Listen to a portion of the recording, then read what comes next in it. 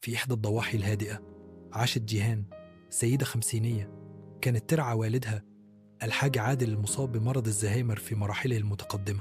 منذ وفاة والدتها جيهان كرست حياتها لأبوها، حتى بعد ما أهملها زوجها وساب البيت بسبب ضغطها النفسي وانشغالها الدائم. لكن الحاج عادل رغم نوبات النسيان العنيفة كان أوقات فجأة ينطق جملة واحدة بتخوفها: أنت جيهان لسه بتخوني جوزك مع اللي اسمه رامي؟ الجملة كانت صدمة. جيهان فعلا قبل 20 سنة كان عندها علاقة قديمة برامي انتهت من زمان ومحدش في الدنيا يعرف عنها غيرها وهو. كانت بتظن إن والدها نسي كل شيء، لكن الجملة دي كانت بتتكرر كل كام يوم بنفس التفاصيل بنفس الاسم، ومع تكرارها بدأ الشك يتسرب لقلبها. هل فعلا نسي ولا بيتظاهر؟ ولا الزهايمر بيخلي العقل ينسى كل حاجة إلا اللي وجعه؟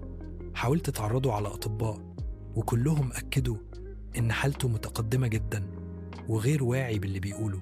لكن في يوم لقيته قاعد بيبكي وبيقول بصوت خافت: أنا عارف كل حاجة يا جيهان، بس التعبير عن الوجع أسهل لما الناس تفتكرني نسيت. ومن اللحظة دي جيهان بدأت تتعامل معاه مش كمريض، لكن كراجل موجوع بيهرب من الألم.